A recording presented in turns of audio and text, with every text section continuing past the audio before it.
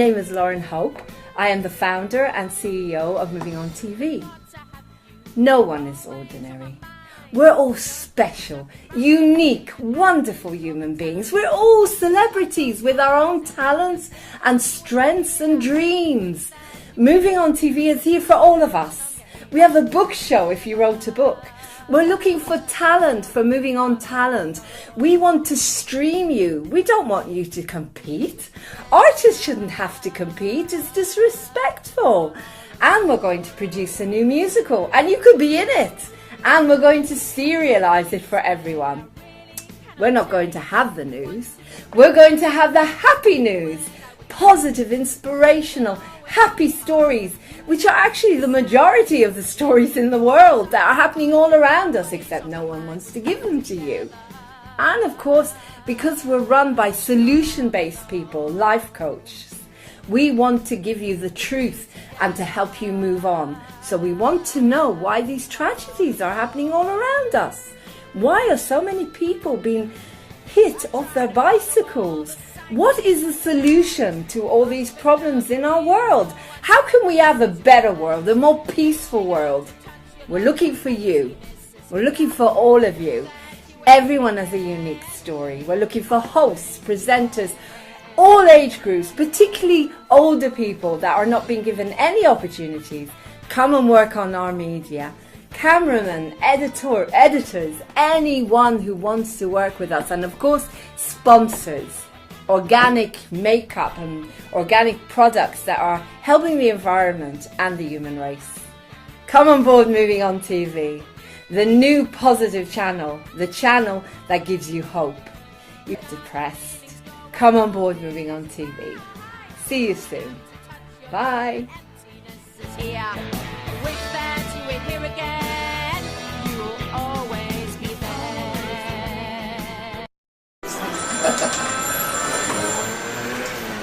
No, rien de rien. Oh, I love you too, Marcel.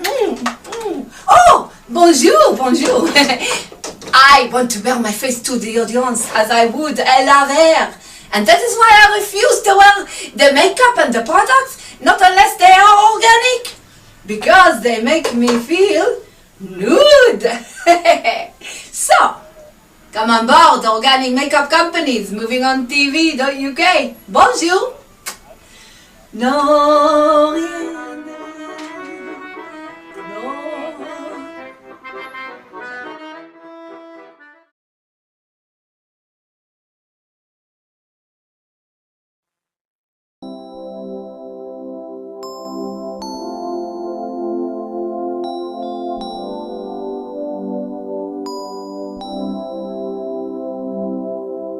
Sing to thee with a heart full of honesty. Sing to thee with a love that's Moving On TV. I'm going to be interviewing Lee Dawson. Now, Lee Dawson, fascinating man. And the thing that seems to be happening with the awakening and all of this apocalypse stuff, revealing everything, is that we're getting people that are multi-talented. They seem to be able to do loads of things. They're so creative, holistic. And from what I gather from Lee, he's a holistic nutritionist, holistic therapist. He's going to talk to us a little bit about minerals and how important they are, not just vitamins. But apart from that, he's also part of Charlie Ward's crew, and he's just made a documentary about Gregory Hallis, who has the lineage and is trying to tell us that he could be the new king. So it's absolutely fascinating to talk to people like that because, as I say, the multi-dimensional, multi-creative people, like quite a lot of us, that go out there to realize a lot of their talents at the same time. So it's difficult to know what show to put them on, but it's exciting to interview them. So welcome to Moving On TV, and let's get going on the interview. Hi, Lee. It's lovely to have you on here. How are you today? How are you doing? Yeah, I'm listening. I'm pretty good. We're really busy at the moment with this new documentary, but it's great to be on your show. Fantastic. It's so happy to have you here. You're in Spain at the moment, is that right? Yeah, it's I'd say about 30 degrees outside. Actually, it's the same here. It's absolutely boiling hot here in Buckinghamshire at the moment. Oh So, wow! anyway, what I was doing an introduction about you and how so many people lately are so multi-dimensionally creative. They do all these different things. And you just sent me some photographs here as well. I just introduced you as someone who is a nutritionist, holistic nutritionist, someone who's involved with Charlie's Crew, who's made this incredible documentary about Gregory Hallett. And now you've sent me some photographs here about karate and your history around karate. So do you want to tell us a little bit about where does this all come from? Who are you? Well, that's a long story, really. I mean, it's like 3 decades worth. But I think my dad must be to blame for this because when I was a kid, do you remember the old VHS video recorders? Mm-hmm. Yeah. So, you know, and where I'm from from County Durham, it was very traditional in the working man's clubs where they used to go to the pubs. Not my scene, really. I couldn't, as soon as I had legs, I just got out of Dodge, right? It wasn't my thing. But he came back one day from the pub and he brought this Bruce Lee video. And it was Way of the Dragon with Chuck Norris. That was it. I was hooked. I went outside. I took my mum's broom shank, the hacksaw, and I made myself some nunchucks. I swung it round. I gave myself concussion. My dad found me in the garden, big lump on my head, and he said, "Listen, if you're going to do this, you're going to do it properly." So he put me in school. So that's when I started learning a Japanese system called the Mugendo system with a guy called Master Darren Pinckney, and it was like a modern karate. So it was similar like kickboxing, but more A to Z refined kicks, you know. And then I developed that from there. I got first degree black belt, second degree black belt, third degree black belt. I got Master of Combat, Master Instructor, International Instructor. And then I got the Black Belt Hall of Fame 2000, 2001, 2002. And then in that time, I started with Fitness First PLC. Do you remember Fitness First? Yeah, yeah. Well, I started with them when they had like 5 clubs. And when I finished with them, they had 550 clubs. Wow. And I used to, yeah, it was massive. Great days as well. I used to write programs for them, and I developed a system called Thai Fit.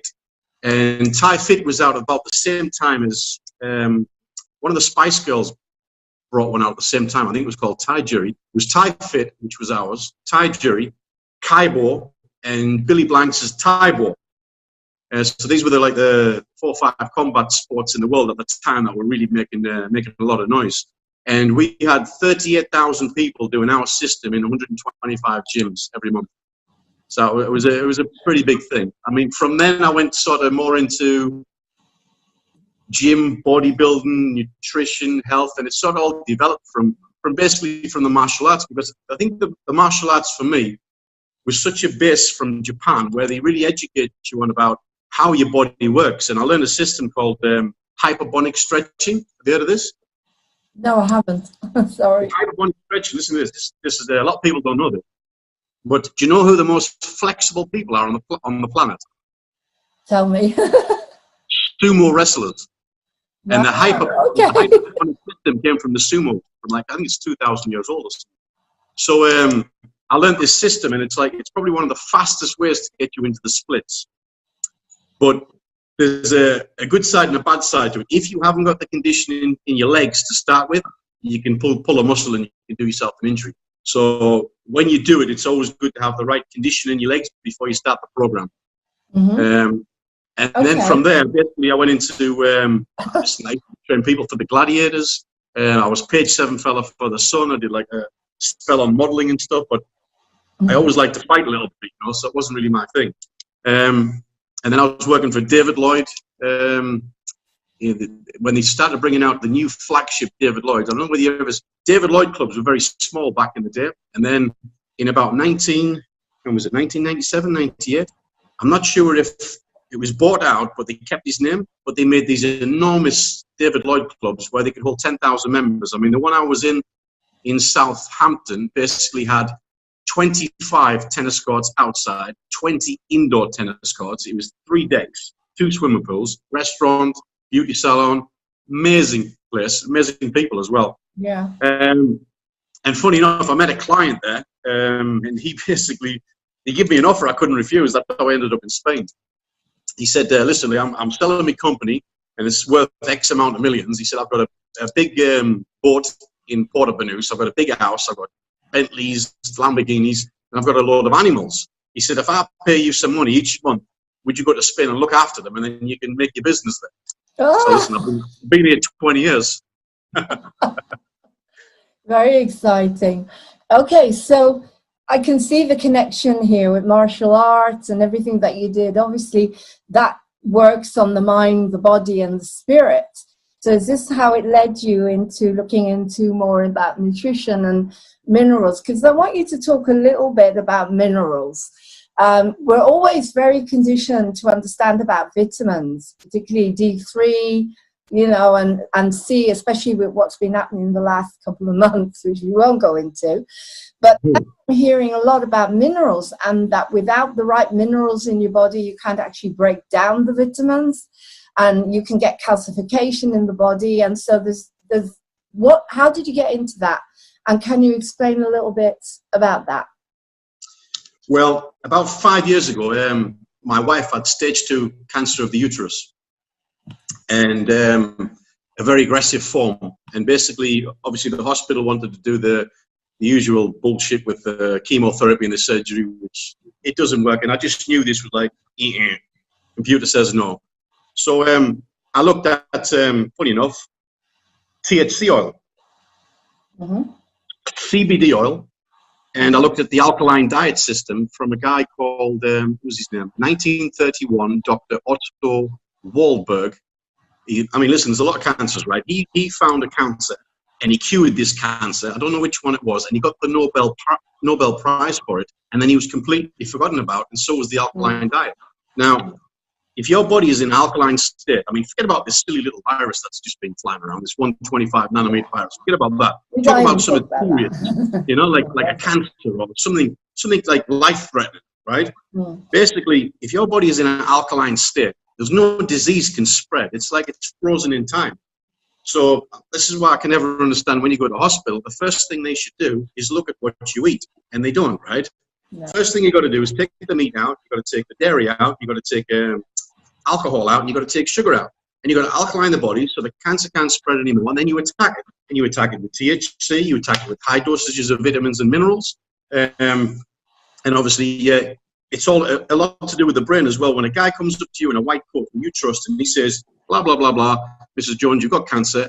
That's it. You've only got your head's gone, and you're just on a downward spiral, right? So you have to be very strong in the mind, and you have to start, you know, asking questions, because these people have not got our health.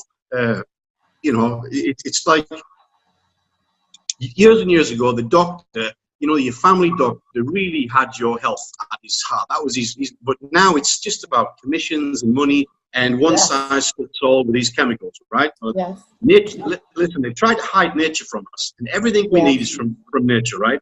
And the body is an incredible thing. Lee, can you come back to, because it's an amazing story. So how is your wife? Did you work with your wife with all of this? Well, that's another story, because we got divorced a couple of years ago. But, she was fine for a long time, and then I mean, this was like 5 years ago. Then we sort of separated, and then I got a call. I think it was last March, the March before, 2 years ago, to go in El Higueron Hospital in Marbella, and she had 3 weeks left to live. She had bone cancer, lung cancer, multiple cancers of the organ, thrombosis, knee, hips, chest, fluid on the lungs, and toxic blood poisoning. Goodness me. Because I mean, it's a mind, body, spirit thing. I totally believe that we can heal everything, but if we don't get rid of the patterns that we keep repeating, to me, every disease is a dis-ease. It's you have to heal the underlying dis-ease. And so if you can't get rid of those patterns and you can't balance the mind, body, spirit, then you can't heal. You need to, you know, everything has to be in balance. So that's very, very sad. Well, sorry about I took her out of the hospital. Listen to this. I took her out of the hospital, and she had 3 weeks left to live. They said the cancer was in the neck and going into her brain. So I was thinking, wow, this is a hard one. This to do with all the stuff from the kitchen, you know. And I was taking a big responsibility as well. And anyway, 4 weeks went by. She was okay. 8 weeks went by. She was getting stronger. 12 weeks went by. She even started going back to work. So I got her back well enough, but she's done a lot of damage to her organs. So I said, listen, Anna, you know, I'm not doing this a third time. We've been split up for 2 years. She said, yeah, I'll be all right. I'll be all right. But she died about 3 weeks ago, right? And this was like, it was a big shock for me. But I got in touch with her through psychic to ask her what she died of, because the last time we were speaking, she was getting better and she knew what to do. But I remember, and I kept having this argument years ago with one of the doctors, right? She had some mercury fillings, right? And she was from Moldova, right? So Moldova's quite a poor country, right? And she always said to me, when she was about 12 years old, obviously they got no money, so the dentist was knocking all the kids' teeth out and putting these mercury fillings in. Now, if you got molars, right, full of mercury, and you're eating your food, and you're grinding, they start to heat up, right? And you're telling me that's not going down inside? Of course. So I argued again with the doctor, no, that's impossible, blah, blah, blah. But when I spoke with the psychic, first thing when the psychic said, she said, back tooth. It's the first thing she said, back tooth. So I think she went and I said, how did you die? And she didn't want to talk about it through the psychic. And Tracy kept saying to me, Lee, if you ask again, she's going to walk away. So I didn't even touch on it because I think she went in for a procedure and it went wrong, and it probably put her down as COVID-19, I guess. Yeah. So I mean, so Lee, so stop you there. It's a very similar situation with my mother. She was getting well. Every time I would be around her, I would give her healing, the journey work and Reiki, and then as soon as I would go, she'd get sick again. And it was kind of like, again, the patterns. But what you're saying about the mercury is very, very interesting. So can that lead us into the mineral thing? Because people have hair tests done to try and figure out what's going on. If there's too much mercury, then, you know, the body is toxic. I had loads of mercury fillings, and I think that's accumulated and caused a lot of fibromyalgia and issues with me. I got into apricot kernels years and years ago with Philip Day, and I'm very, very healthy, thank God. I learned all about that. Never go to the doctor, touch wood, you know. But coming back to what you were saying about minerals, how does that connect now to staying well with not just taking vitamins? Because from what we're told a lot of the time is you've got to have more calcium. But now we're learning that we're not supposed to have more calcium. We're supposed to have magnesium and things like that. So do you want to talk a little bit about that? Yeah, well, your four main minerals is magnesium, calcium, zinc, and phosphorus. Now, if you don't have the right amount of minerals, you can't absorb the right amount of vitamins. So basically, did you know about this company I've been working with for 2 years? Did Charlie mention it? No, sorry. You're going to love this, right? So you can about 2 years ago, I met a lady called Dr. Sonia, right? And she works for a company called Varels Pharma. But it's not Varels Pharma as in pharmaceutical. It's completely the opposite, right? And what they designed, they basically said, listen, vegans are not healthy. And the reason why vegans are not healthy is because most people who go vegan, they don't know how to balance the diet correctly. They don't know enough about the nutrition with all the different vegetables to put a balanced diet. The same as vegetarians, and they find out when these people get a lot older, they're starting to get brain issues, right? Because they didn't have the right iron, zinc, and different vitamins. So basically, they designed a food supplement for these people and for everybody, basically, but just to balance the diet. Because even people who eat meat, you know, you can be too acidic or you can be too alkaline. You've got to try and get yourself in the middle, you know, and you've got to understand how your body feels and what you want. So what they designed, I'll show you this, and you'll love this. Can you see that? Yes. DNA decoded. Yeah. Oh, yeah. Yeah. So this is like the diamond of what's the mineral. in them? Right? What's in it? So I'll tell you how this works. So listen. So your methylation system, or your methylation system, how it works is every normal person, right? When you absorb food or you're drinking, you're only absorbing 30% of what you eat or drink. So what does that mean? That means basically your organs are always starving. Right, I don't know whether a few years ago there was a lot of tests going around where you could test the age of your organs to the age of how old you were. And most of the time an athlete, his organs are like 20, 30 years older because of the free radicals and all the training where you're damaging your body, right?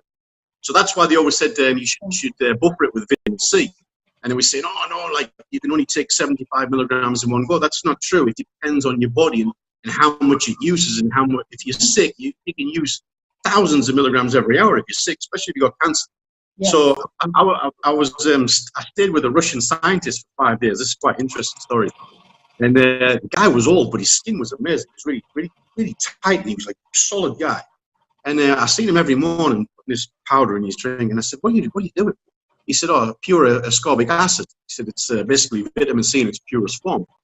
And he said, it tightens your skin up. He said, it's antiviral, antioxidant, anti-inflammatory, and it's a modulator. And I went, yeah, can you expand on that? And he said, well, basically, if you're an athlete, like you said, you should be taking this. He said, because what happens when the train comes into the train station, it acts like a buffer. So it stops creating all the free radicals and makes your body healthy and lasts longer. So getting back to the methylene system, right?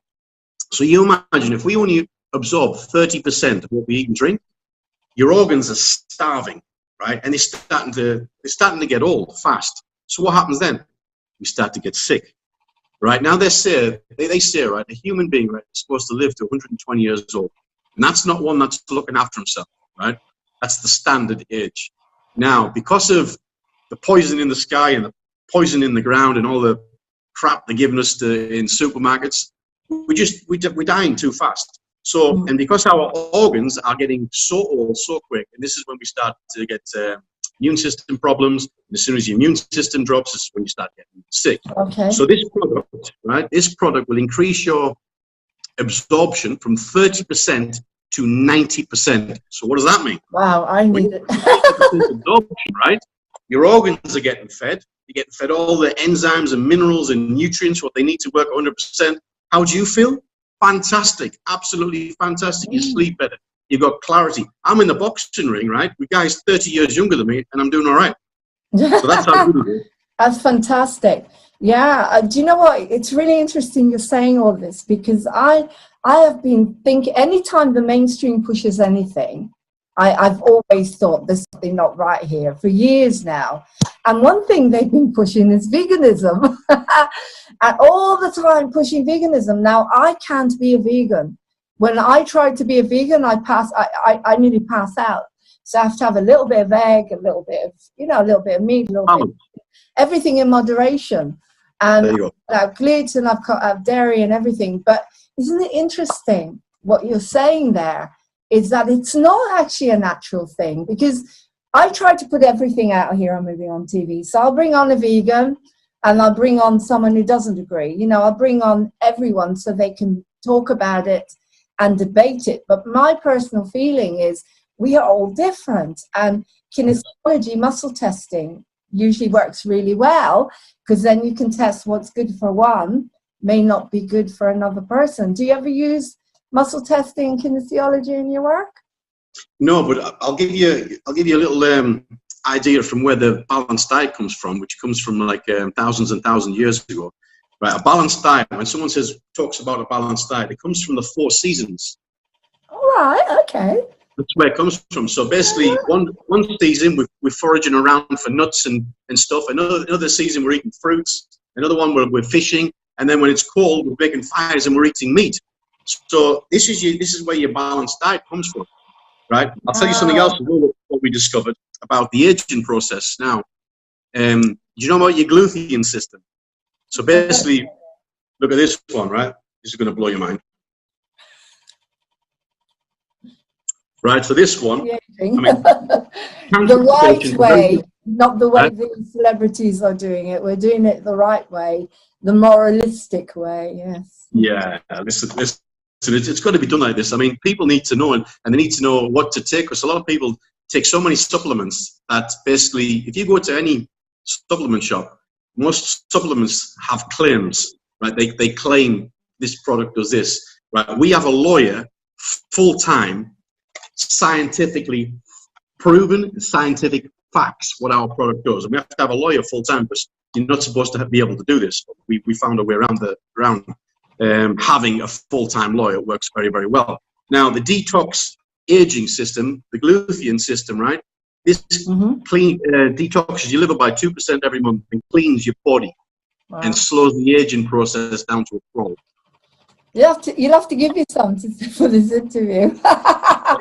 Listen, I'll send you some stuff. Now, this one, talking about the vitamins and minerals, right?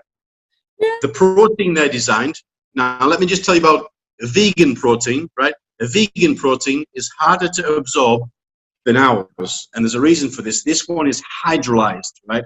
And it's hydrolyzed so fine. It's like a very, very fine sand. You can give this to cancer patients.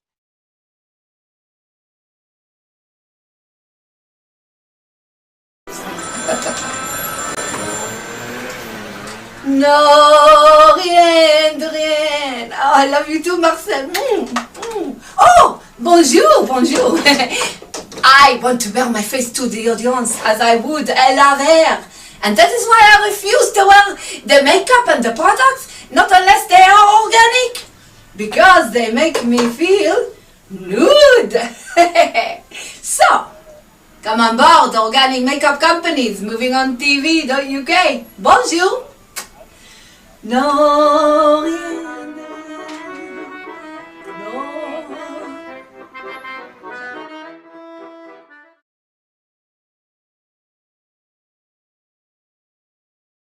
Hi there, my name is Lauren O'Madal and I run the Weave Me a Dream Foundation for Interfaith, Peace and Talent.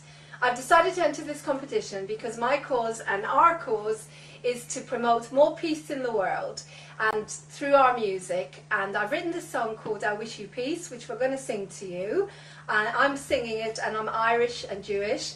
Jules Siddiqui, my friend, is Muslim and Catholic, and we're all different cultures and religions. I wish you peace, every race and creed and colour. Thank you. I wish you peace every moment, every hour. I wish you peace in the breaking of the dawn, when the night seems dark. It will lighten up your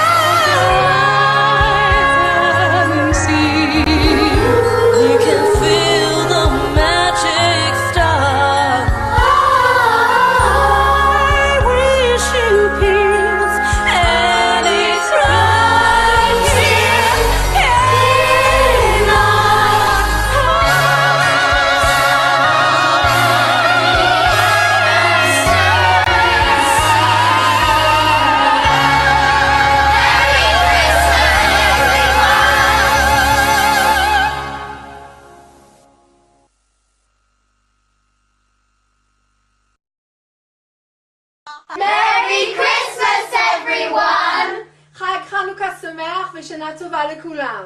Eid Mubarak. Feliz Navidad! Shia Noel. Vrolijke Weihnachten.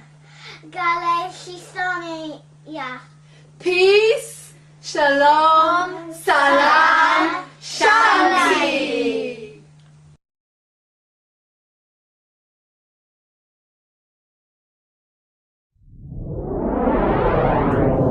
Welcome to Moving On TV, the new TV channel for us, the positive, inspirational TV channel.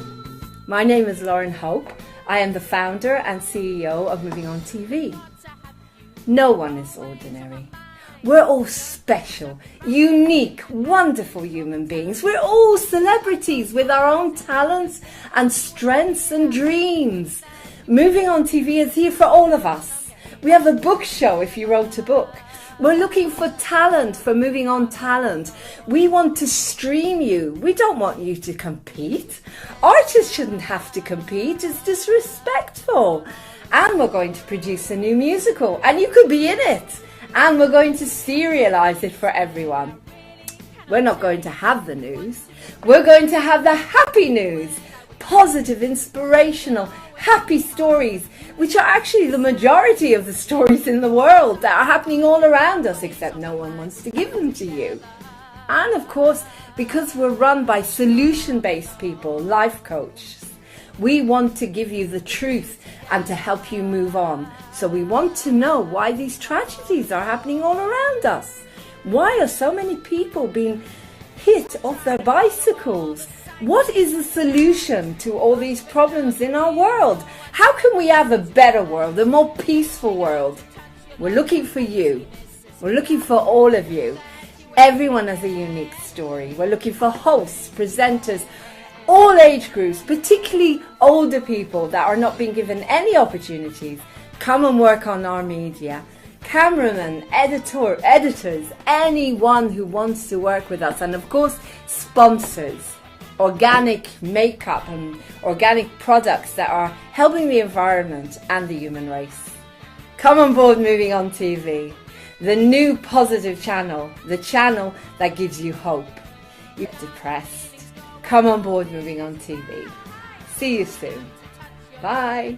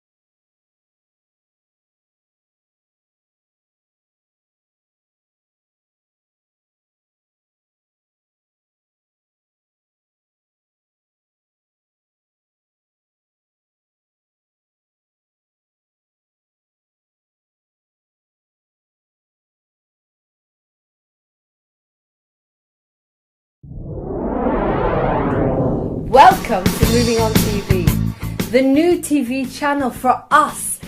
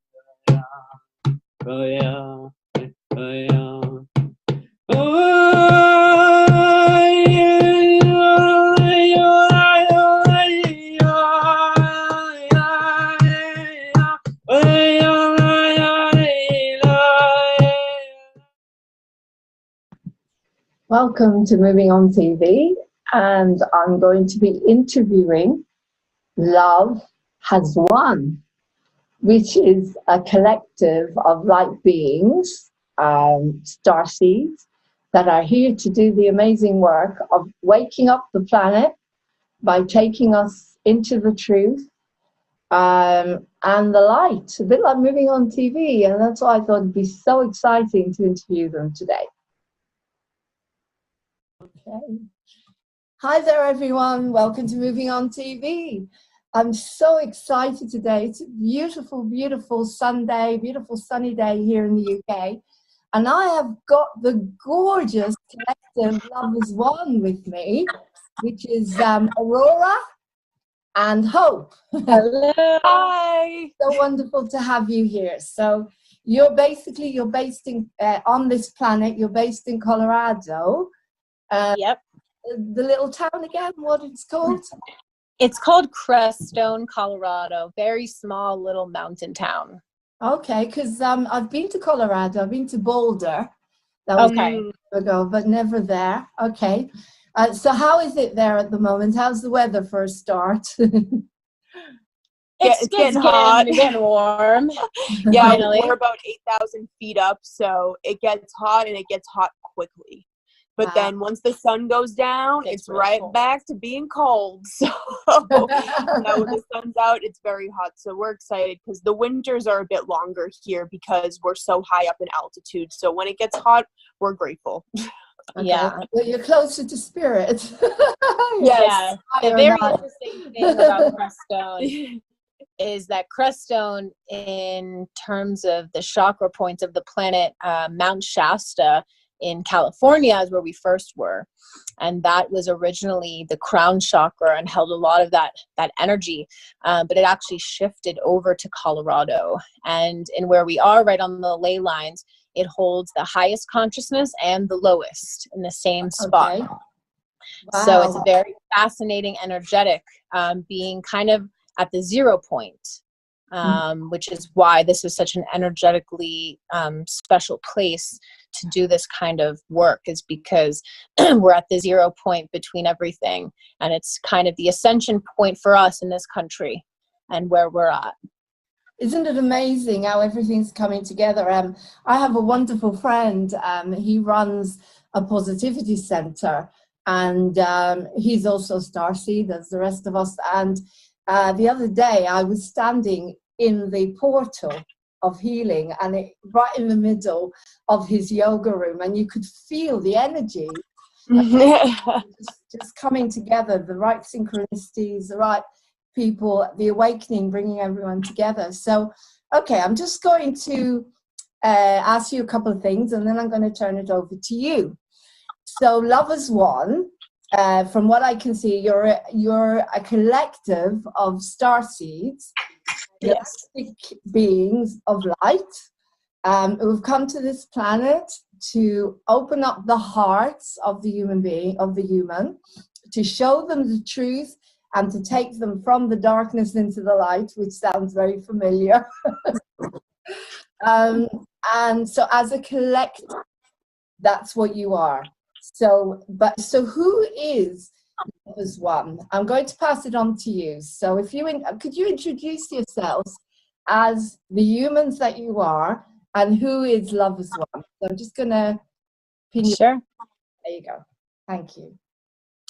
So I'm Aurora, and this is Hope. And our journey with Love Has Won is basically that, just like a lot of other beings on the planet, we knew very early on that there was something going on. We were very much in tune, knew that there was something happening that was much greater than what anyone was talking about.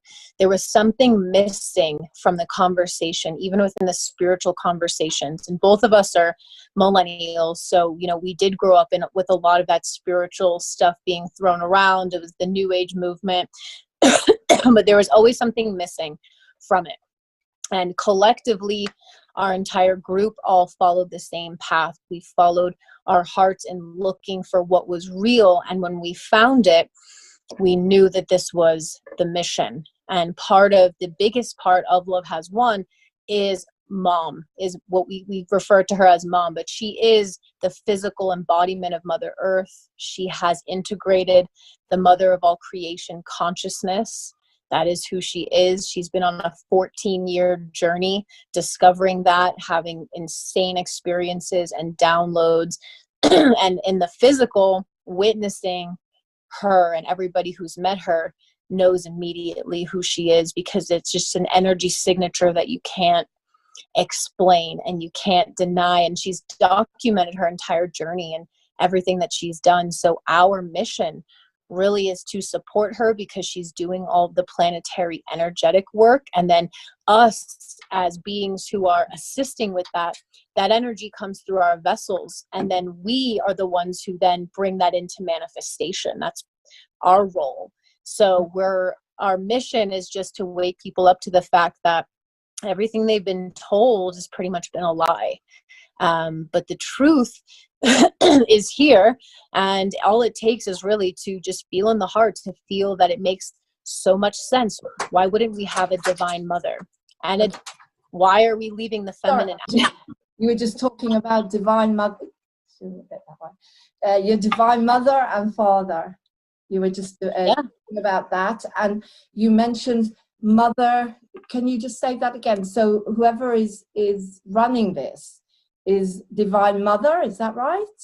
Yes, it's the Divine Mother. It pretty much took up until the last. Sorry. Okay, go. We're used to it. No, I'm just kidding. But that she has had the same journey as us. That our awakening is the same as the Divine Mother. It's just that that's the essence that is in her physical vessel. We're all royal angels. We're all very high up in the ranks in terms of galactic beings, because we are the strongest. We wouldn't have incarnated down here with Mother and Father God if we weren't going to be able to leave the ego programmed mind. And she was the first being to fully identify that the ego programmed mind is the disease on the planet.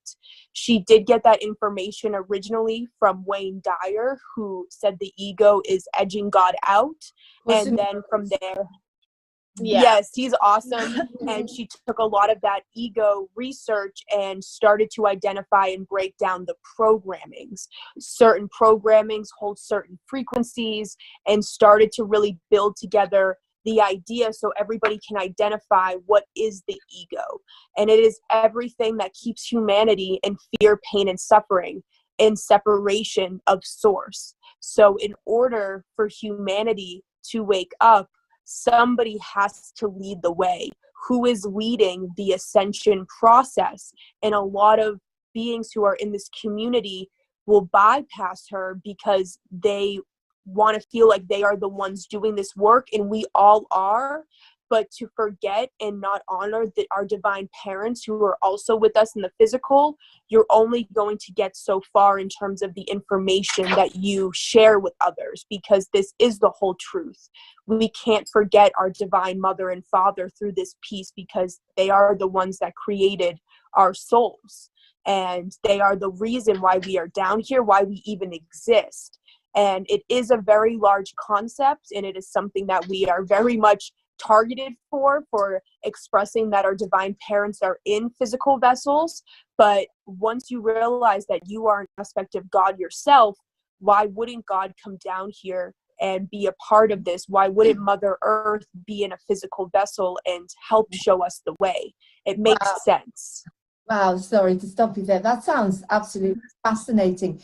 So what you're saying is that Mother Earth and Father Sky are actually incarnated here on Earth as humans? Correct. Wow. Yes, correct. This is her behind us. This is her photo. We have it on our live stream every morning. Right. So that is the Divine Mother. Right. And how did you actually meet them? How did you come across them? How did that happen? So Mom has been on mission her whole life, but she physically embarked on the real mission 14 years ago. So a lot of the information that's available right now in the light worker community, and a lot of the things, we all talk about, are things that she posted articles about starting in 2006. From the beginning, she has been talking about everything that's happening right now. I mean, sometimes we'll read articles of hers that she wrote back in like 2008, and it's talking about the Nasara. It's talking about what would happen right now with disclosure, how the splitting of the worlds would occur. She was sharing all of these things for a very long time, but people weren't at the same consciousness level. And a lot of the light worker community back then, they really wanted to do their own thing. If you look at them now, especially the more popular ones, they don't really work with other light workers. They tend to want it to be them and all about their information. And they've really yeah, exactly. They've cut out the unity aspect of it. So when we were searching for the truth, all of us that are here have spent many lifetimes with Mom. So we were, of course, going to be the ones who kind of found her first, and we were contracted to do so. But we basically searched high and low until we came across her videos and her website. And she's been putting out videos since 2006. The fact that she was embodying Mother God, that was who she was sharing all of this higher consciousness truth. I mean, for 14 years now, and only a few beings really had ever found her and made the leap to it. So once we did, it was like, there was nothing really we could do. Our souls knew exactly what was going on. All of a sudden, like, everything came online, and we were like, this is exactly what we're here to do. This is the mission.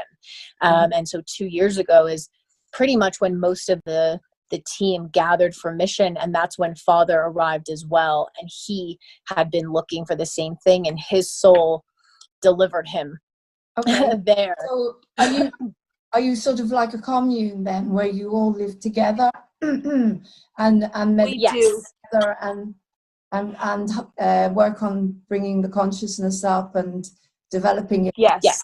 Okay, so how many of you are there? How many there are in the community? Sounds amazing. We don't all live in one single house, so we have a few different mission places, but we're all in the same town and space, but we're all working on different aspects of the mission. So total, we have like 18 people, 18 beings. Okay. And then we have a group of beings outside of the mission who are not here directly, but they are serving in a pretty high role out there wherever they're located and helping with the mission. So, here 18 or so, and then in total beings we have who are really supporting the work, I would say about 30, 35. Wow. Sounds fantastic, because before all of this lockdown nonsense started, I was in the process of creating a commune here, and bringing people together so we could have just Awesome. eternal hug, because community is something where this country and in England, unfortunately. Okay, so wow, it sounds absolutely fascinating. So I'm going to take you back a little bit more, because again, I'm absolutely fascinated with how people have these spiritual awakenings. I had a massive one, so I'm not going to tell you about, you can read about me in a book called Simply Amazing, chapter 8, but this is about you. But my awakening was when I had to feel the huge pain of being a 10-year-old child again, and through a process I went through for nearly 2 years, and without medication. I don't believe in this stuff. And then once I felt all of that pain and never realized I had the guilt, it was wiped completely, and I got total inner peace. So again, I'm very interested in how, what was before this? What did you do? What sort of jobs did you do? What sort of life did you have before you actually came to this point where you've awoken? Because it's interesting for a lot of people that are getting confused at the moment. Their heart chakra is opening, particularly men. And what to do? They don't know how to negotiate it. So how did you do that? Because that will help a lot of people now that are starting to wake up. So I feel the definite most important thing for people to realize is that those that are on the spiritual path had the same experiences as those that are just jumping on. And for us, we lived what you would see as quote unquote normal lives like everybody else. My spiritual awakening happened as my birth father went through his spiritual awakening. I was around 16 at the time, and my birth mother was not having it, and that's what caused them to go through a divorce. And my dad was finding things, spiritual books, spiritual videos, whatever it was getting into higher consciousness, and helped me and my brothers do the same, would give us the books to read, would teach us about manifestation and positive thinking. All of these things that are pretty much the basics of what people will start out with is The Secret and Eckhart Tolle and those types of things. And through high school and into college, I was pretty much the normal teenage or high school college person, had friends, had fun. And then my senior year, I went to Hawaii for a student exchange program. And that's where I really started to connect to energy. I found a book, I forget who it's by, but it's called Soul Love. And it teaches to connect to the chakras and move energy, and starting to integrate more of that. And once I got home, the synchronistic numbers, the angel numbers, that connection really started to come through. And it just built from there through meditating. I took a theta healing course, and right before I found Love Has Won, someone said they had a vision of me being held by Mother Earth, and that they all shared, they were like, you're here to do big things, you're here to help people. And I always knew that. I always knew in my heart, just like many other people, that we're different. We're here to make a change. We know what's happening through the ascension process, and that something bigger was going on. So it was just constantly looking for something more. What is out there? Somebody knows what's going on. And after reading David Wilcock's most recent book he released called Ascension Mysteries, and realizing how deep the government has lied to us, how the deep state, how deep it actually goes, it was like, okay, this is what's going on that lower 3D level. There has to be someone that knows what's going on in the higher, in terms of if we are ascending, if the planet is going up, who has those answers. And through research and meditation and coming into balance of myself, it obviously was time, when you get into the heart, connecting to Love Has Won and reading about Mother and what is going on, it was an instant knowing. It was an instant, no question about it. This is real. She knows what's going on. She has an awareness. And from there, within a couple months of finding the website, I was with the team at the time 2 years ago. So it happened quickly, and it's just as quick or as slow as you're willing to do it, to do the work, to keep yourself open, to realize that we have been lied to, we have been manipulated, and let all of that go. And how quickly can you anchor in that gift of divine knowing, of just hearing information and it resonating with your soul, because your soul remembers mother and father. The ego forgets, it doesn't want you to remember. So when you get enough in the heart and on your path, it just opens up for you, and you just start putting the connection and the pieces together one by one. Thank you, Hope. You know, I just want to touch on something before I move on to Aurora and find out more about you. What you said there is so crucial, that you're getting light workers that think that they can just sit there and ignore and deny the 3D completely. This is not happening. Children are not sex slaves, organ harvesting, you know, all of this Do that. that the cabal is doing. And I think, hang on a second, we can't sit there in denial. My history is I'm Jewish, and of course, you know, I grew up in Israel, and I was brought up to understand the Holocaust, and every day I was told this can never happen again. And with my spirituality, it's really, really helped me to not deny. So you have to basically combine your awareness and your 3D awareness with what am I going to do? You have to bring the solutions. And I believe collectively God never said lie down and play dead. So we have to feel what's going on, and then we have to set solutions. And they say if you take two women and put them together, you can heal anything. So it's really quite refreshing. You know, I have got friends that are doing what you're saying. We are moving into solutions all the time, particularly around 5G and, you know, energies that really ideally we don't want them. However, there are solutions, and so we're not sticking in the problem. So thank you for that. It's really amazing to hear. And so I'm going to move on to Aurora now. So would you like to tell me a little bit more about your spiritual awakening, and you know, a bit similar to what Hope just told us? That would be cool. Thank you. Yeah, I mean, I feel the biggest issue with the awakening is that beings will start coming into higher consciousness. They know that things need to change, and they're aware on some level that something is going on. They may be aware of the deep nature of the corruption. They may not be. But either way, what holds them back is their attachments, their fear of taking the leap. And this is something that, you know, my journey is, we all had followed, you know, mom did it first. So when she had her awakening and her consciousness came online, and she knew I need to go on physical mission and leave everything behind, she didn't hesitate. So she jumped right in. She lived a very comfortable life, similar to myself. I lived a very privileged life in 3D terms. And she gave it all up, all of it. She was like, I know that this is what I have to do. Also, because as we do these things, we transform the collective's programming with it. We help them.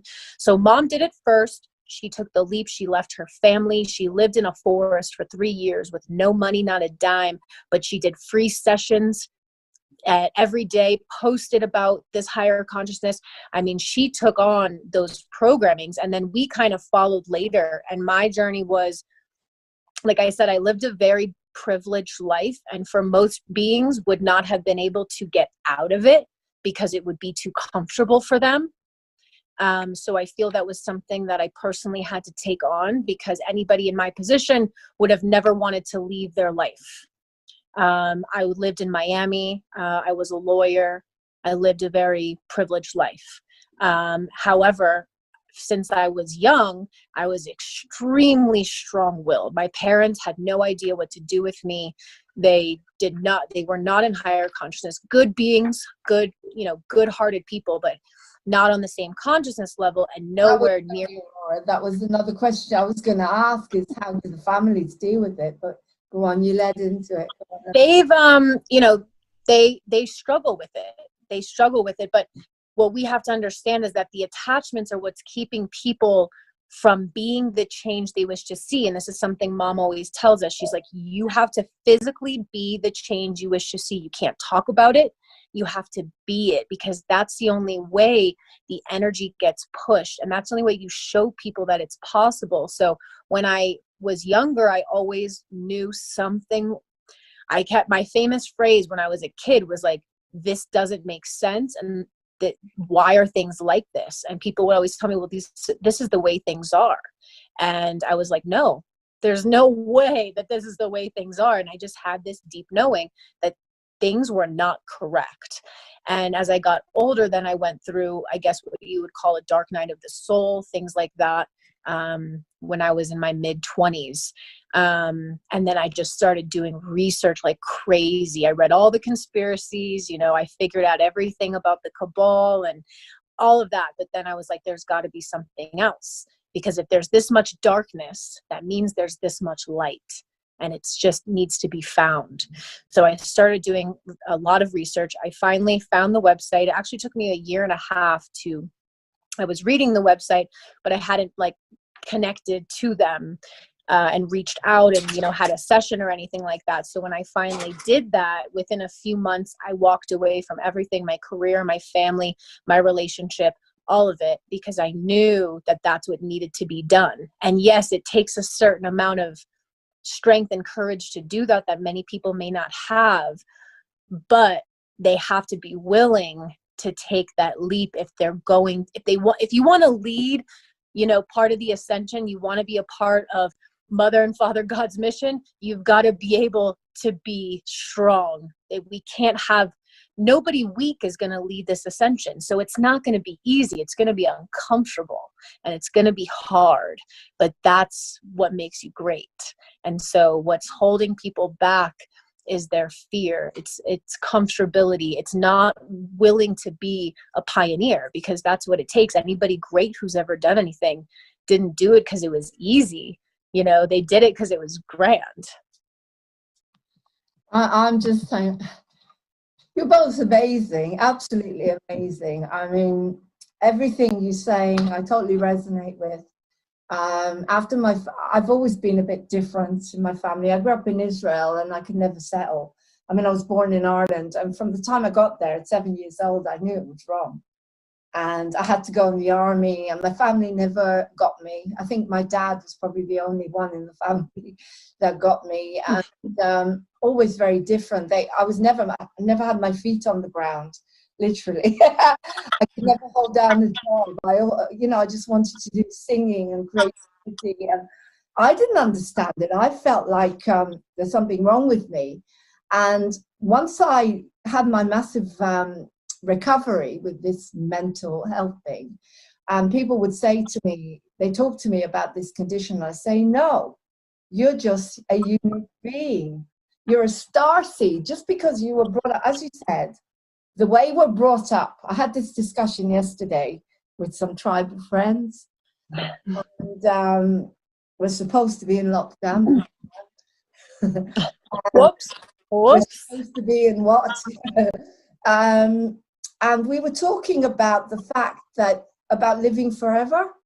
And I said to them, you've been told from the time you were born that you've got to get sick and you've got to die. And probably 90, 99, 100 is the limit. But what if you were brought up to believe that you live forever? Do you think, and they were saying, yeah, well, actually the mind is so powerful. As soon as you let go of all your attachments and understandings, that you think, as you say, everything we were taught was not true. Everything. Right. So to listen to you talking like this, it's like everything I've ever prayed for from the time I realized that I needed to find my tribe. I was always asking, and now they're everywhere. Maybe not in my neighborhood. Right. They're out there.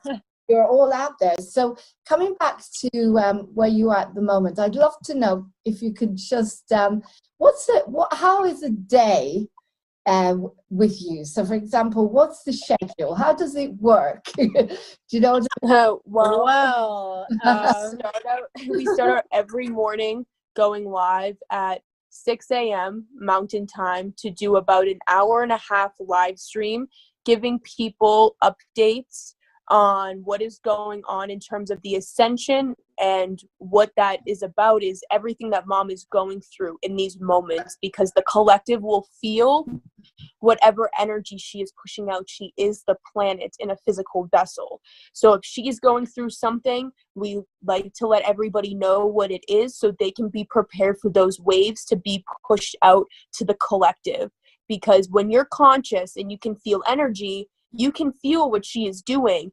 Most people just don't know, that aren't connected to mom yet, that it's her pushing that energy. So we've told people on the live stream, we talked about the coronavirus before it hit the United States, because we were doing research about China. We warned everybody about the lockdown that was inevitably going to hit the US as well. We talked about why that was important for people's consciousness and their spiritual awakening. We talk about President Trump and how he's connected to the ascension.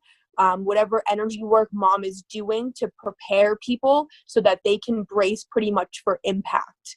That if you feel an energetic, that it's not you, it's your transformation, it's collective, and give people daily updates, answer people's questions, and the rest of the day is pretty much doing people's sessions. We do sessions 24 hours a day, international and in the US as well. And we have a variety of sessions. 24 hours a day. When do you sleep? Yes.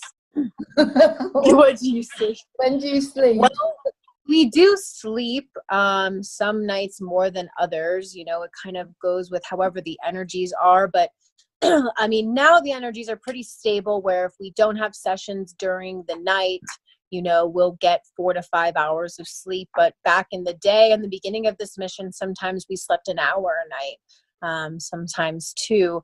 So we were trained very much by mom, because mom does not sleep.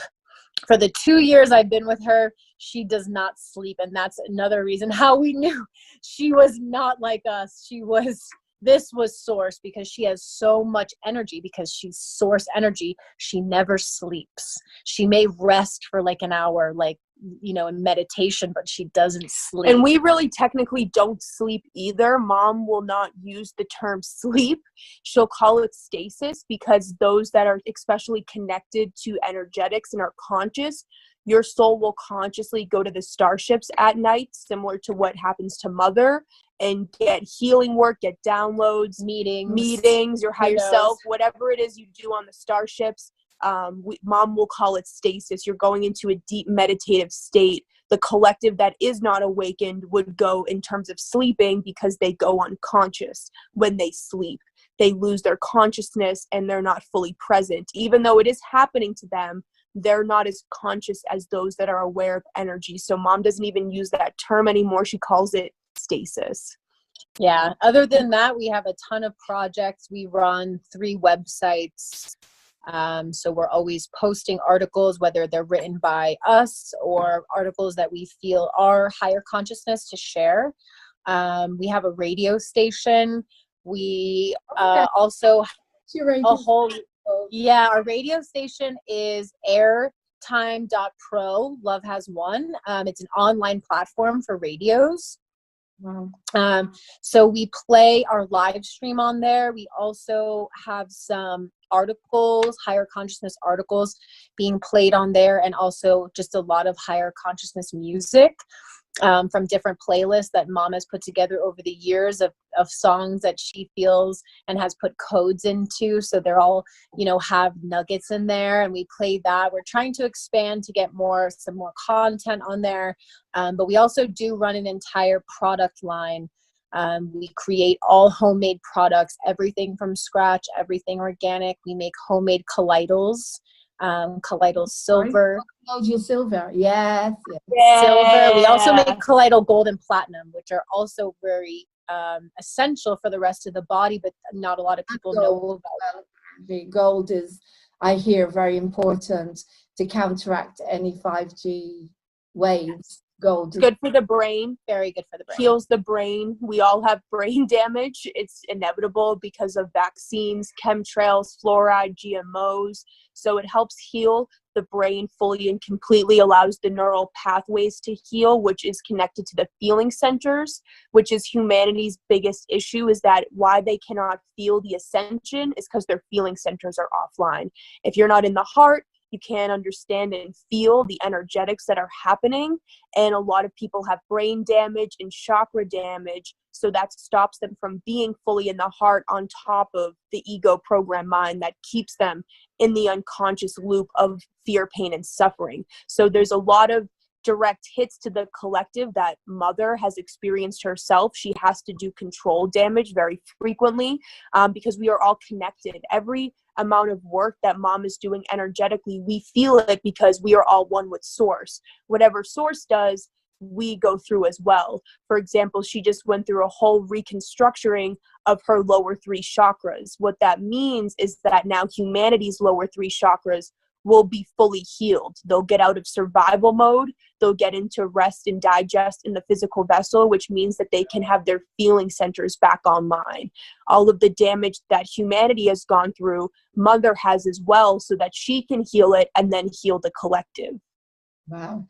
I mean, it's just so overwhelming. And as I say, I understand everything you're saying. And I mean, this is emergency. We are living in a time now where we are winning now. You can see Yes. it's wild to be able to see it, but now it's starting to come through how much we're winning. And that lot, they don't have the common sense that human beings have. So, you know, everything they do, they shoot themselves in the foot anyway. Yes. We win through them doing it, and more people wake up. But I have a question to you, which it's a very honest question, and I don't know if you've been asked it before, but I expect that your families, friends, those that are not yet in this vibration, and even ordinary people, when they see something like yourself, when they see a community like yourself that is doing everything that you're doing, the first thing that comes to their mind is, oh my God, this is a cult. I better be That's our That's favorite. the infamous line. How do you deal with that? How do you, particularly, you know, how do you use that to your advantage to bring more support and to open more hearts? Because, as I say, the first thing I think of, you know, is, Charles Manson and all these things. People are just, you know, being controlled by something. And as we know, so that's how it is love. We try to flip it on them, You can see the difference. to help them understand the difference between unity and a cult. Because a cult is people who have never thought for themselves. They've never done research.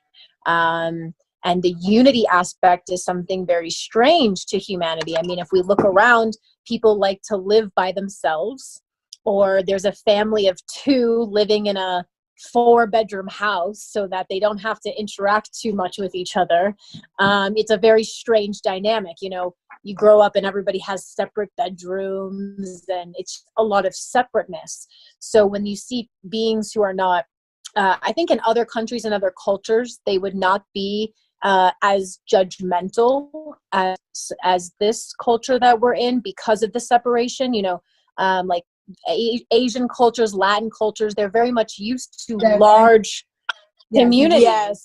Africa, well, but the UK, it's a very white UK privilege a thing. big injection. They don't get it. They don't get it. No. And we try to flip it back to them and make them realize that they've been living in separation, and humanity is actually the cult. That's why it's called culture. It's a cult of belief systems that have been passed down from generation to generation, creating automatic behaviors. Nobody is thinking for themselves. Nobody's doing anything different. Everybody's following the rest. That's a cult. That's culture. And so we just flip it on them so that they can see themselves in the fact that they are just doing what they've been programmed to do. We are living outside the box. So you can't compare apples to oranges. And many people don't get it, and that's okay. We're okay with the people that don't get it, the people that attack us. It's okay. We don't really care, because in the end, the truth always comes out, and those are the beings that are going to need the most help. And so we hold compassion for them, but we really don't pay much attention to it because we don't have time. It's just not about them, you know? Yeah, and their belief systems, it's what they think is correct. And it's the same thing with what you've probably heard of people that have research cults, and what they do to members when they leave that cult is they make their lives a living hell. We have people that are connected to us that have left the Mormon community, that have left the Jehovah Witnesses, and they make your life a living nightmare. You're pretty much shunned if you choose to leave that religion, but it is more of a cult-like aspect. And that's what humanity does to those that are serving the light, like you and I and everybody here that are trying to start these communities up. And that's why the cabal knew this was coming. And this is something Mother has shared with us, is that how they attack people that leave society, leave their culture, you're attacked similar to those that have left cults on a 3D scale. And that cults were set up by the cabal to put that thought into humanity's head, of that they see people from all over gathering, having different ideas outside of the box. And they did that on purpose. That things like Scientology that have those interesting information, that cosmic information, but it is cabal based, that they did this on purpose and created these things so that when those of the light started to gather, humanity would panic, seeing it as a cult. So they instilled all of these things in us, and yet humanity doesn't even realize it. The Charles Manson thing, that he was in the cabal doing things for the cabal in terms of child trafficking that people don't know about, he was in the cabal. So they set these people up so that when those of the light gather, that they will start to question and go after them and say that they are a cult, rather than seeing the higher perspective. So everything that has been done to target the light, you can see it clear as day. Everything that they have said, what have they put out there in society to question, if you step outside the box, you're this, you're that. And they've tried to flip it and make it as hard as possible for these gatherings to happen, for those of the light communities to happen, whether you live in the same home, whether you live in a community area, it doesn't matter. They make it seem like the lower, and that was their goal, so that people wouldn't join this movement of the light. I think what's amazing as well is that you're young and you're beautiful. Thank you. And it's wonderful, because you're going to be bringing on the generation that you need to bring on, the new generations, the younger people. Okay, I wanted to just very quickly talk to you about technology, which is an interesting thing. And my channeling, I channel with Lumiere, which is light. And some of the channeling I've had has been absolutely mind-blowing, very, very positive, around technology, and how there's no point fearing it. We have to use it for our advantage. So the beings I'm channeling with are saying there's actually positive 5G. Have you heard about this? Where there are positive waves, and through meditation, you can actually ascertain which is good, which is okay, and which isn't. So have you come across this at all? No, I haven't heard so much about that. With the technology, we pretty much, people that are in fear of the 5G and all that, we always tell them, like, listen, once you reach a certain state of consciousness, lower frequency waves are not even a match to you. So they can't harm you in any way, only if you believe that they can, which is the unconsciousness. So I haven't so much heard about changing them or having a positive way, but for us, we just don't even think about it, because we know that those things don't affect us at this level. And also, but I totally agree about using technology for the higher. I mean, we have what we have, we have the technology that's there, and we have to be able to use it. Until we get, 5D technology, which will be light years ahead of what we have, but we've got to work within the consciousness that we have now. And what's crazy about the internet, is that mom had an entire experience in 2007 or to the end of 2006 where she physically saw herself building the web of light. And that was the year that Facebook was birthed and a lot of these other social media started. And that's how she made a lot of waves in the collective. And the internet itself is like a circuit system, and it's a physical representation of the collective consciousness, because as soon as you put something out on the internet, theoretically it's available for every single being on the planet who connects to the internet to find. That's collective consciousness.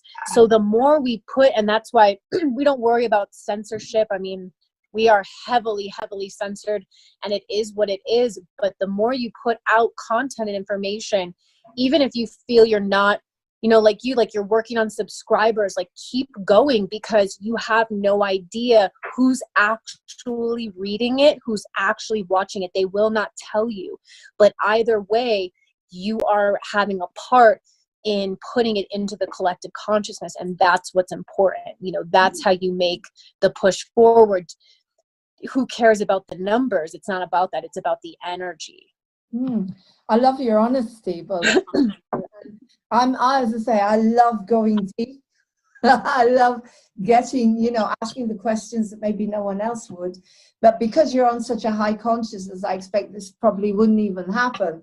But in the where you are in Colorado, how is it? I mean, have you got some dictator governor who's telling you what to do, like they have in certain other states, which is brilliant because they're dropping themselves in it all the time, and people are saying, okay, yeah, sure. Sometimes I think Trump puts these people there on purpose, like Pelosi, because they're gone, that he puts them there in order for them to just destroy themselves. Self-implode. Yeah, he's setting it up.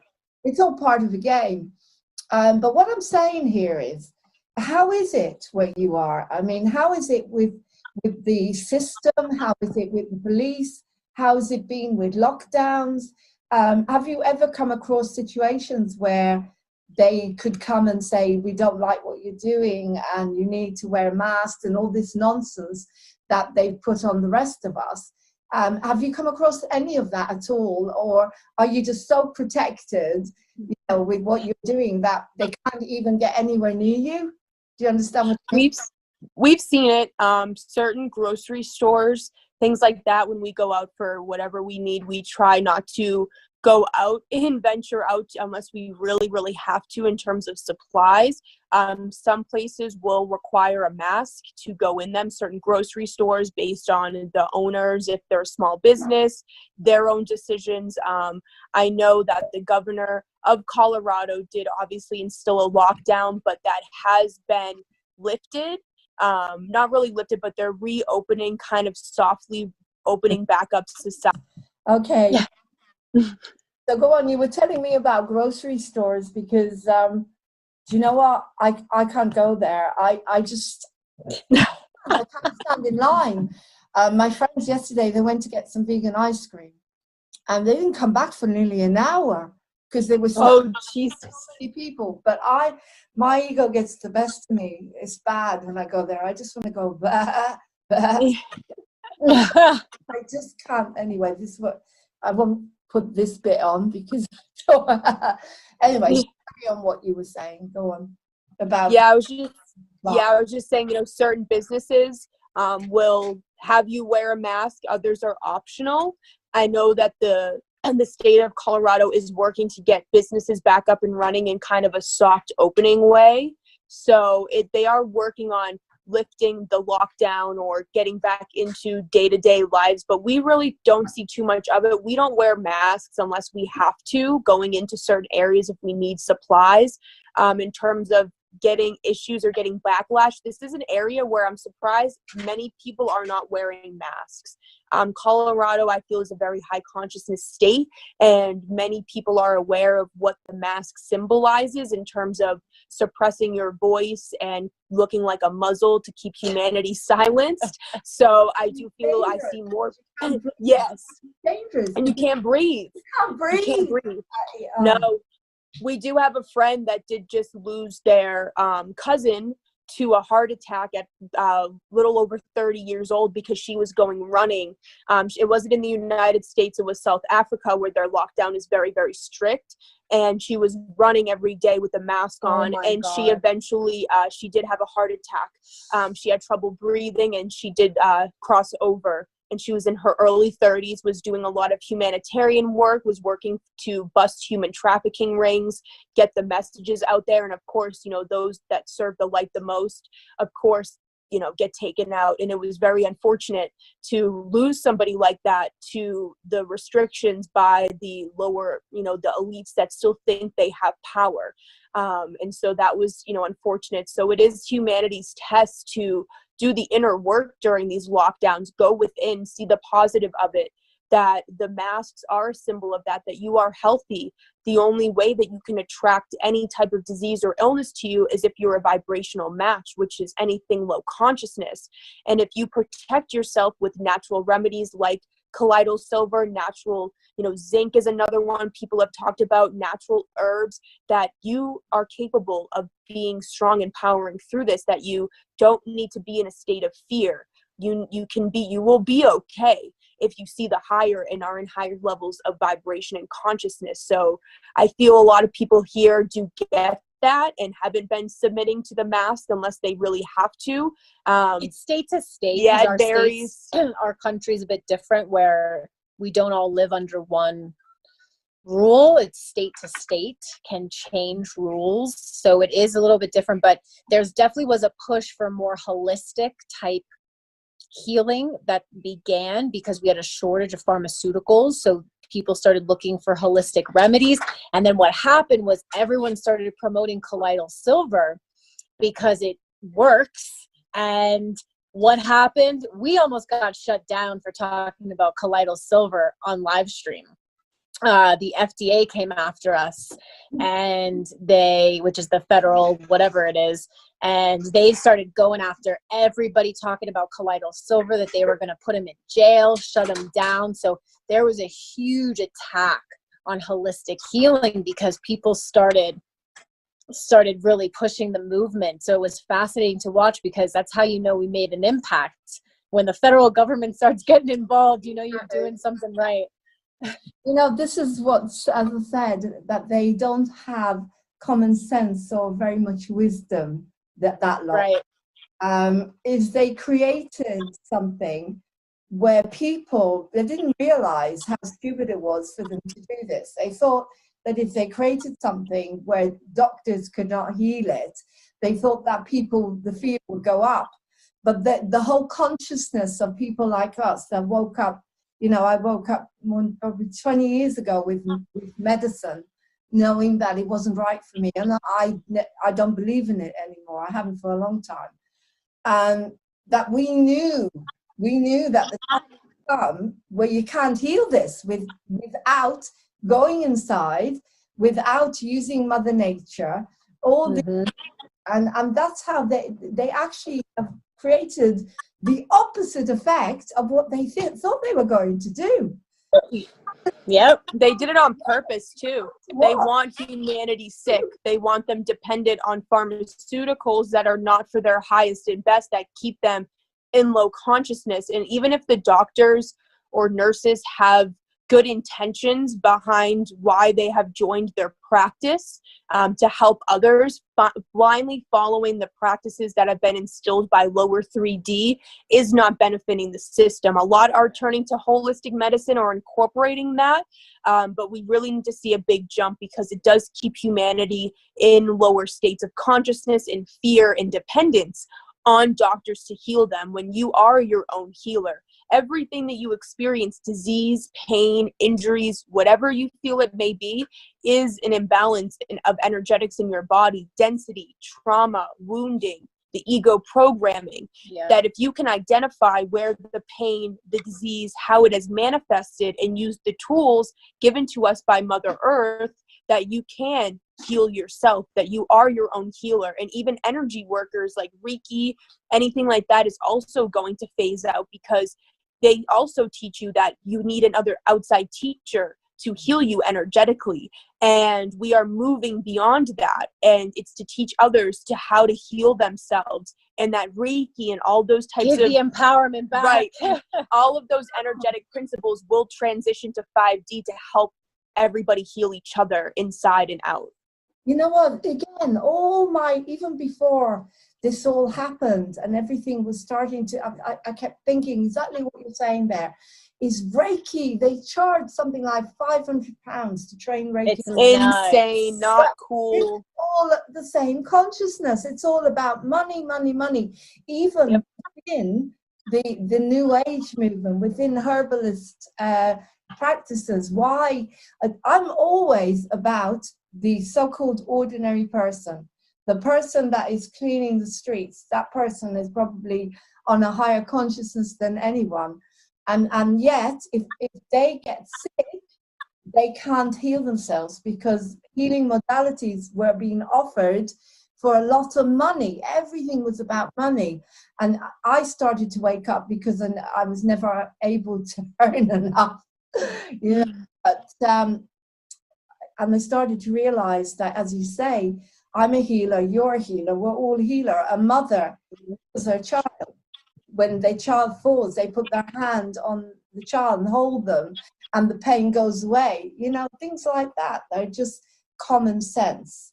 But anyway, this is just so exciting. I can't wait to meet you guys. I just want to together. You know, we are now, I'd say we're becoming the majority. When I look at the viral, we've had a couple of petitions that are not change.org, because we know when people say to me, don't do change.org because a certain person who is now, as far as I'm concerned, they are in nanotech, they're not you, owns it. And then I say, well, that person's been arrested, don't worry about it. But those petitions are coming out now. And one of them was, we went viral with not getting this thing mandatory, if you know what I mean. People understand that. After I was called all sorts of names, when I said to people, do you understand what mandatory means? And they called everything you can imagine, and I got cut off from doing Facebook Live for 50 days because of that. And then there's a massive petition now in the UK.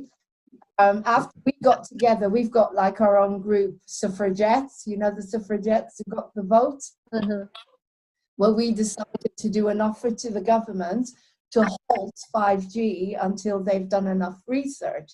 So we got together, about 6 of us, and we decided if they weren't going to do that, we were going to take it into our own hands and, you know, do what we have to do with the towers. And the next day, this petition turned up on the internet. 50,000 people have signed it, exactly the same decision to halt it before they actually set it out. So what am I trying to say here? I can't remember what I'm trying to say. It just takes a few beings. That's all it takes. And what people, you know, don't realize, and what I was saying about being afraid to be the change, is one single being, 2 single beings, 3 single beings can affect the consciousness of hundreds of thousands. You know, 10, 20 beings can affect the consciousness of millions. So it doesn't take a lot. It just takes a few who are willing to do the hard work and willing to, you know, go through the challenges, willing to have the courage to do the things that nobody else has the courage to do. That's all it takes. That's how you make the waves. One single being can do a lot. And so it's never in vain. Everything we do, it's not in vain. We may not be able to see the energy right away, but we can eventually see the manifestation of it. And just that intention, the energetic foundation that's there for then it to come into fruition is powerful. So all it takes is for anybody who doesn't think that they're doing anything because they don't know how to, or they don't know how to participate, you know, always say to everybody, which is what Mom always taught us. She was like, just be love. And being love, I feel, is maybe a little bit misconstrued. It doesn't mean that you're just nice and bubbly to everyone all the time. Love it's triggering people sometimes with telling them the truth, It's walking your talk. It's being the pure example of what a divine being does, which they're relentless, they're disciplined, they're hardworking, they are in integrity, they speak the truth, they're also compassionate, they're also kind, they love themselves, they have boundaries, they call people out. You know, it's a whole multi-dimensional self. Being love isn't just being nice to everyone and letting them take advantage of you. And that's unfortunately where a lot of people get caught up, because they are so loving, but then they are left with nothing because they've allowed themselves to be drained. And that's where everyone has to realize that tough love is also love. And that's what a lot of people need. Yes. And That is how I had my spiritual awakening. Tough love. yeah. Was a huge one, which actually was my massive awakening. So this is incredible. And just before we finish, I've just got another few questions. And okay, so from your meditations and from your awareness and everything, you've got a lot of people, like particularly I think a lot of light workers, they get impatient, and Q does. I mean, you obviously know what Q is. Q talk a lot about this, is when are we going to see the children released, and when is this going to happen, and when is that going to happen? And my answer is always perfect timing. You've got to have the human race is not ready to see the mole children. You just can't do it to them. You can't throw that, you know, the mole children that under the tunnels, you can't just throw that out of them suddenly. And of course, the mainstream won't show them anyway. So how do you feel with all, you know, you're living consciousness day and night. It's your work. It's your whole matter of being now, everything. So do you have any more enlightened answers that we can back up? And this is always the question that a lot of people come to us asking, is when. And every moment, every second, the divine plan changes. Mother God and the galactics have to work on altering the divine plan. It actually is a physical thing, not in this physical realm, but in 5D. The divine plan does exist. And everything, every moment, every action that every human being on this planet makes in every present moment changes the divine plan. If humanity were to understand and go through the ascension, if everyone were to wake up tomorrow, Starship's 5D technology in the same amount of time. So it does have to do with, are people receiving the energy of love? Are they changing their consciousness? Are they growing? It is an unstoppable force and an unstoppable movement, yes. But like you said, humanity has to be ready consciously for these changes. We don't know how this is going to look. We don't know how it's going to play out, because every moment it could be changing. What the plan was for the ascension back in 2012 is not what it is in 2020. So we do know big energetic dates, such as the summer solstice is coming up, winter solstice. Those are both big energetic days. Any portal days, such as this, yes, the 6-6 portal, 7-7, full moons, eclipses, all big energetic days where mom pushes a lot of energy. Oh, what was that? When you say 666, it's really interesting that a lot of people see this as a very negative mark of the beast, which of course was hijacked by the cabal. But we know it's perfect love, angelic love, isn't it? 666. Yes. That the angels are all loving us and protecting us. Yeah. Yes. And they also did flip it because the mark of God is 999. So 666, a lot of the flip energy. Yeah, it's a good angel number, of course, so don't be scared by seeing 666, but also that it is flipped and it is 999 as well, which is what they totally flipped the God consciousness on the planet, and that's what they ran with. So every day, whatever number it is, you know, every day that we push, the more love we become, the faster this goes. We do know, based on Q research, that the Q movement is pretty much coming to a close, which means disclosure is coming. And it is up to Mother God herself. She is the planet. She wants to make sure as many people make it home into the light. She wants to make sure as many people that are choosing love to be a part of New Earth make it. So every decision she makes in terms of disclosure, when this will happen, when big events will be released to the public, she wants to make sure as many people can absorb it and understand what's going on. The revolution will not be televised. Like you said, will they probably put on CNN and, all these mainstream things about the children being released? We don't know.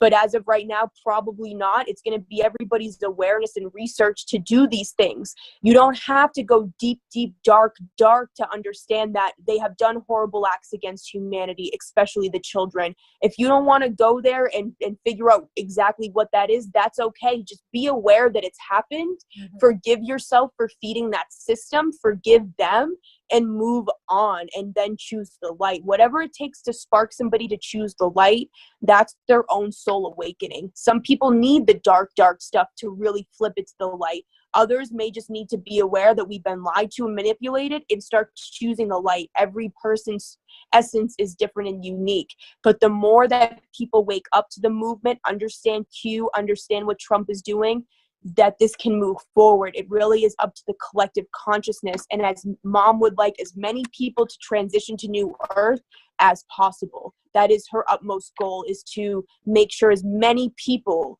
understand what's going on so that they are able to transition to 5D. But with that being said, she's also not waiting. And within just the beginning of this year, we witnessed so much more energy movement because she said, I'm not holding back anymore. I'm done waiting. We've been patient, and we've seen since the beginning of this year an energy push like we haven't witnessed in years. And that was because she decided, I'm not holding back anymore. We've got to move forward. And we watched it happen. And so that's the thing. It's like, yeah, we're waiting on humanity, but at the same time, we're not.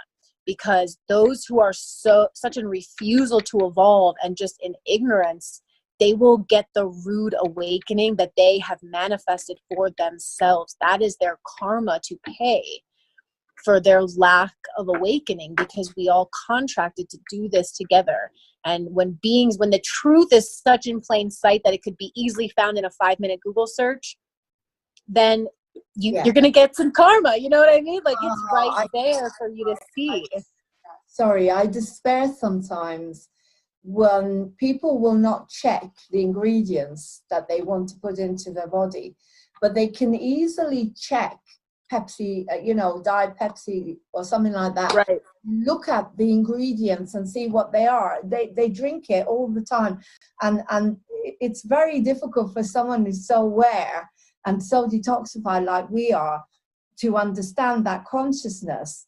But what you were saying, again, the feelings that I've been having about this is that collectively so many souls died because of what the cabal had done, and Big Pharma. I mean, millions and millions of our families were poisoned with chemotherapy and wars. And what I believe is they all collectively, energetically became awakening, because there was so much screaming and crying that something said, like you say, there's no time anymore.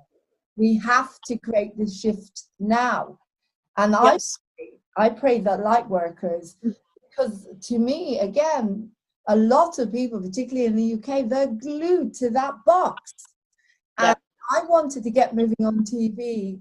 My plan is to get on the box and to have even just something like the happy news, anything. And I was quoted something like £600,000 for 5 minutes. That's how it was.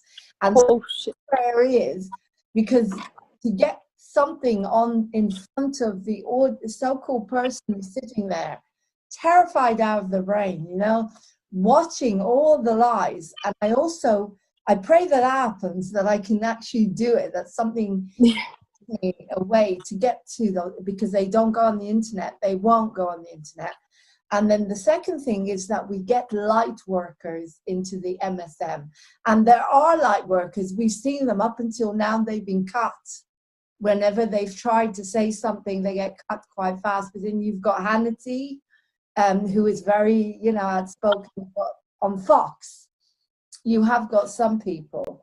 And so that would be amazing if we could actually see. And I think at some point, if these people are meant to come out of the consciousness that they're in, you will have to get some light workers into MSM. And I think the reason the UK has woken up in a big way with 5G is because we have a program called This Morning, and there's a guy called Ian Holmes, I think his name is, Eamon Holmes. And he was doing a program, and someone rang up and said, I heard something about 5G, and when are we getting it? And he said it could be dangerous on Main Street. And I think that's why we got all of these people in the UK questioning and thinking, and then you've got someone burning down towers in Liverpool, and they put it on the mainstream. But I've had conversations with the police why they never wear masks in the UK when they're telling everybody else to wear masks. I said, you're confusing the public. 1 minute everyone, and you're never, so how could it be a pandemic? And then I asked them, how come 100,000 people are coming in a month into the UK on airplanes with no testing? How can people not have any common sense? And you're arresting women. It's like there's no women's rights anymore. You arrest women whenever you feel like it, just like that. No one's saying anything. And you're arresting a mentally ill man. They pulled his trousers down, and we could see that on YouTube. But because we're not putting it on mainstream, no one knows. So I feel it's going to be little by little, because many of these beings, especially in the US on mainstream, they know exactly what's going on, but they all are waiting for the Q team and Trump to be fully in place. And we know that Trump is very much guided by the Galactic Federation of Light on Mom's command, because we've watched as Mom has had conversations with the Galactics about what Trump is doing, and they've had meetings, and she'll share certain parts of the meeting.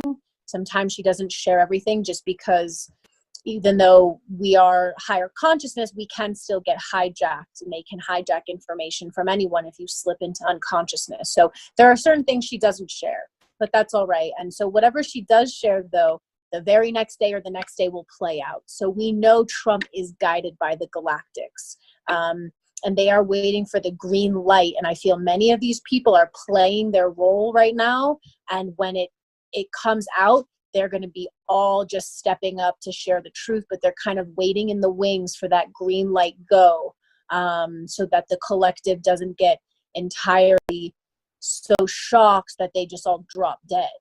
That's we're kind of trying to avoid that is from happening. Yeah. Wow. Just one, I've just got so many questions. I could go on forever with this interview. It's so exciting. I might actually put it into 2 parts, because people's attention span, they may not want to watch it all in one go. So, okay, just a common sense question here. I don't know if you've come across it, but a person is, again, an ordinary person is starting to wake up. They're a bit confused. They come to see you, or even people who are viewing this. What's the first thing you would suggest that they do? What would you do with them? Or what Drop all your belief systems. Everything you have been straight away, though. that you got to start them. You got to teach them right away that we're going through an ascension. Give them the little nuggets of information that we are going up in vibration. But really, for people to absorb it, they have to comprehend first and foremost that most, if not everything that is out there in terms of information and what you've learned and been programmed with your entire life is false. And then they can start from square one, which is learning higher consciousness information without doubting it, without just feeling that they're being deceived or that it's not true. Because if they feel that anything that they have been taught in 3D schooling, anything in society that they have instilled in you through religion, any of those bases, anything like that is real. they have to learn it's not. Okay. And start there, Okay. because that is what's going to help them. Thank you. And what if you are waking up and your people around you, like your partners, are not? How do you protect yourself? What would you suggest? Because you can't leave most of the time. Yeah. So there's a balance, because I feel in many ways a lot of us have had contracts with certain beings, so we have contracts with them, but if we start waking up, we're going to assist them in waking up. So there are those contracts, and that you have to learn how to be resilient. The goal is not to run away from 3D or run away from people of lower consciousness. It's to dive right into it and learn to hold light within those type of spaces and be resilient. That is what the goal is. However, there always reaches a point where contracts end. And that is where most beings, I feel, at this moment are stuck. Because if you have a contract with someone and you're both contracted to grow together, family, friends, partners, whatever, then you work together. You have the awakening together. You learn through triggers and through mirrors. You can learn to see yourself, and there's a lot of growth. But at some point, if you are evolving quickly and the other beings around you are not, you have to get rid of the attachment to those beings, because they are on their own journey. And if you don't detach from them and you don't make the choices that are best for you, you are essentially holding yourself back from being a part of the ascension. And on a higher perspective scale, we don't care who's your family, who's your wife, who's your kid. It doesn't matter, because we're all on the same level. In the etheric realm, my earth mother now may have been my sister in a past life, may have been my friend in a past life. There's no attachment to the identities, and that's the issue, really, is the attachment to identities of like, they're my family. Well, we're all family. that 3D attachment creates belief systems about, I'm not allowed to step outside of the family. I'm not allowed to do something different. I'm not allowed to leave my relationship. And you absolutely are. And so a level of discernment of, if you've hit a wall where you need to do, if you're not in joy, and this is the big key, if you look around at your life every day and you are not in joy, then there's a problem and it needs to be corrected. If you do enjoy your life and there's challenges just like everyone's going to have, but you enjoy and you're growing, great, keep going. But if you are not in joy and you are drained, you have to move on. Otherwise, you'll keep it in the insane sanity loop that everyone else is in, doing the same things. And also, sorry, I was just going to say, No, you're okay. Both of you, because particularly men that are waking up, I want you to actually say to them, it's okay to feel, it's okay to cry, it's okay to express. Please cry. Yes, cry. Feel. You have to. I mean, I've come, a lot of my background is we have beautiful Buddhist retreats, and sometimes they say, people don't express your anger, you just have to meditate and let it go.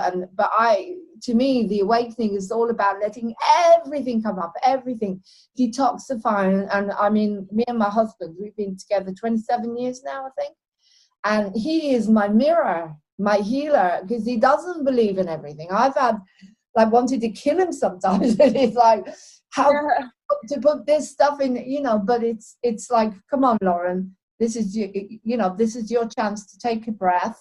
And where's this coming from? Oh, this is coming from my childhood. This is when someone didn't listen to me, or it's releasing layers and layers and layers. And it's just such an incredible time, and I'm so grateful to have you here. Is there anything else you'd like to pass on, or is there anything else that we can do here on Moving On TV to help you in any way? Anything at all? We can start, definitely. We highly recommend everybody to, just as they watch your information, to check out our website, because to just receive higher consciousness information and to add on anything that you have been teaching them, and that we're all in this together. There's no separation. There's no your work versus the work that we are doing here at Love is One. We're all one and the same. And those that, in yourself included, in getting involved of co-creating, working together as one big spiritual family, we're all involved, whether they want to reach out to you and work with you, whether they want to ask us questions. We're open to receive any and everything that anybody that watches your information, and that we're all in this together. We're here to help you, grow and evolve with what you're doing over there. Very grateful for someone in the UK to be holding it down. We know that it is very dense over there, and to come and shine a light in such a dark place, it does take strength and courage. So we're grateful for everything that you're doing over there. It is not easy to be a front runner of this process. As course Mother knows, being the first, we all know we're getting a little taste of that. And that anyway, anyone wants to co-create, and I feel that us and you will be working together in the future, because we have a lot of great ideas, and that if anybody wants to get involved on any end, to just contact you directly or reach out to us, and we're willing to help however we can to get people on the same page. Interview me anytime. I'm open to anyone interviewing me. I love the whole sharing thing. I've always been about sharing and bartering. As soon as you take away, I always thought, wouldn't it be great to wake up in the morning and you don't have to worry about paying bills? That's gonna be fun. That's the goal. The whole fear thing goes out the window. The fear of death and the fear of poverty, I think, if we were brought up to believe, as to say, that there is no death, then no one would have that fear. So what website, by the way, that people can get? Do you want to give me the website again, where people can get in touch with you? Yeah, it's Love Has One, so WON.org. Lovehasone.org. Again, I love I love running Moving on TV, because it's like my playground where I can experience everything. And this is the most empowering, most exciting time of my life. And believe me, I'm not going to tell you how old I am, but I've had quite a life. Up until now, there's been something missing. I've always felt like I don't know what I'm here to do. This indigo, I thought I was meant to be a singer. I am a writer. I'm writing a musical about mental health recovery and without medication, all sorts of stuff. But I never felt what I was really here to do. And now I know it. Now it's like every day I burst out of my, I get up, I'm going to interview this person and this person. I want to interview Donald Trump. I don't have any barriers whatsoever in what I want, because I believe in him. And here in the UK, there's not one, not one MSM, station would even think about it. But I do. I want to know about him. I want to know what's behind all of this stuff. But what I was going to say just before we close, because I'm thinking, is after 9/11, I had a massive awakening, because as I said, I grew up in Israel and in the army, and my whole consciousness was the Israelis are good and that's it.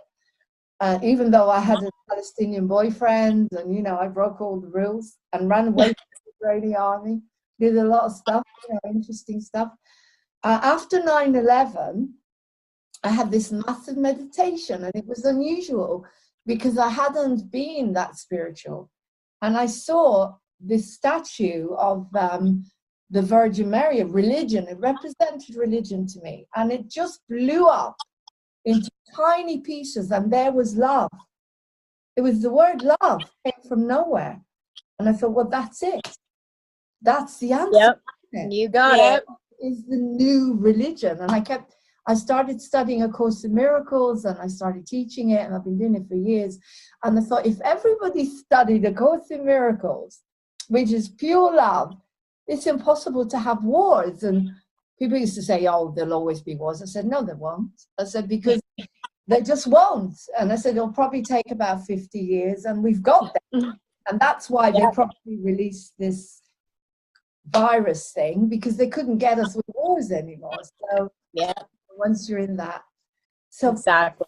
So much, Aurora. And thank you. It was a pleasure. so great. Sometimes people don't turn up, but lately it's been different. People are turning up for the interviews because it's so different, isn't it? So just to close, your website is www.lovehaswon.org. You can you can find out about colloidal silver. You can find out about the meditations.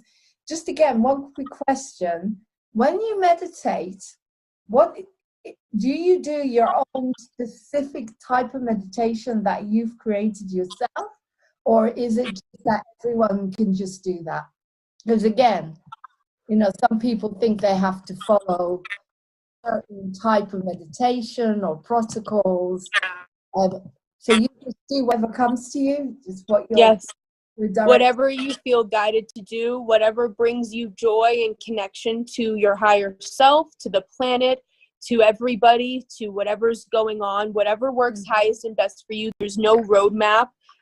It's your own unique experiences and what brings you joy and what you feel guided to do. Trust your heart, follow your guidance.